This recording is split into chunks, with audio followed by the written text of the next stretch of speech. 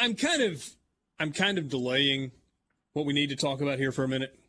And we need to talk about basketball, I guess. So, sure. You don't seem too excited about this. I mean, it is what it is at this point, man. Kind of called this back in December. Well, but there is a deeper conversation other than, well, season's over, because what happens after this season ends? In Oxford, a change strikes me as extremely unlikely. But in Starkville... Let's be positive. There's still a path. They just got to win out. Yeah. So when that does not happen... I don't think that's going to happen, but yeah. What happens in Starkville? Great question. That's the conversation to be had here. That's where we are. One more game. I'll let them play the Alabama game. And then if they lose that one, it's time to start talking about what happens to Howland at the end of the season. And I said back in October, I said, this is a tournament team. If they don't make the tournament, that's one time in 7 seasons. That's not good enough. It can't be good enough. So I have to make the assumption that they'll want to move on. And then it becomes, do you want to play the game of, hot mid-major candidate? Or do you want to go the Auburn way and talk to a guy like like Sean Miller, Greg Marshall, Rick Pitino, somebody like that? If I had to guess, knowing what I know of John Cohen, he would go the former and not the latter. He would go for the young up-and-comer. Okay. Brian Haydad, athletic director, would have already called Sean Miller and been like, you can sign the day after the season starts. Is Greg Marshall the one who is married to a woman that very much is very passionate about his basketball She doesn't teams? like Pat 40, I'll put it that way. So she might have some company with that. But also, I mean, Marshall's a different one because there's some what he lost his job for is different than what Sean Miller lost his job for.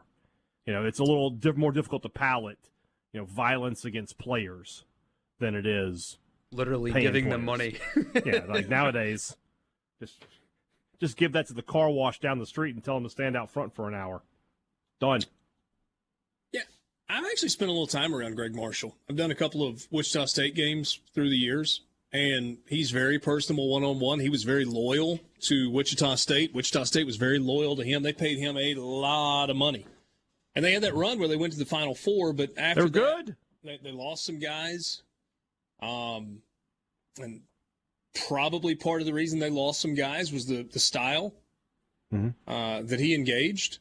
He is not a player's coach. He is not a younger generation coach where he's like, get on your phones, whatever. I mean, he talked to me one time about a meltdown he had on the bus about them being on their phones and, after a loss and not caring enough about a loss and, just kind of lost it. He is absolutely intense. Now, he will sell the heck out of a program, and he will engage and be entertaining and all of those things. So we'll see where this goes. LSU won 69-65. Mississippi State, again, had a great performance from Iverson Molinar, 26 points in 38 minutes. But not enough in terms of supporting cast. You get 15 from Lewis Smith and 11 from Garrison Brooks.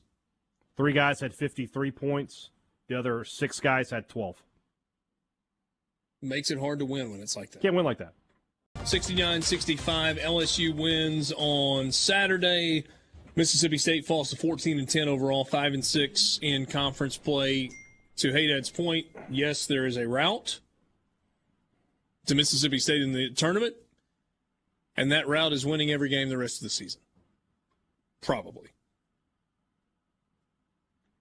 That includes a matchup with Alabama, who they have beaten this year, and a matchup with Auburn. 2 games with Missouri. Got one with Georgia, one with South Carolina, maybe? Vanderbilt. Vanderbilt in South Carolina, yeah. Yeah. And by the way, Missouri plays really hard, and they've got a couple of tough matchups. And you're playing them in that weird, you play Friday, and then you play again on Sunday. Yeah. Kind of deal. So, and State hasn't won a game on the road all year. 3 of their next 5 are on the road. And I just go back to after the Ole Miss game, and we looked at this stretch. We said, okay, here's 7 games. If they go 3-4, they're going to be fine for going to the tournament.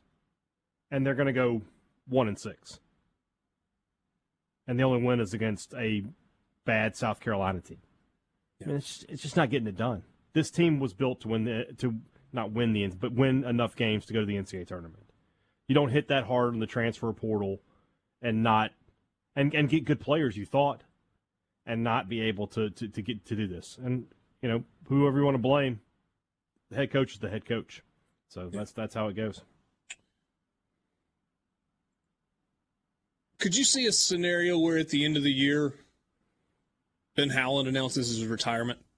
Call it whatever it is, but he just says, "I'm good."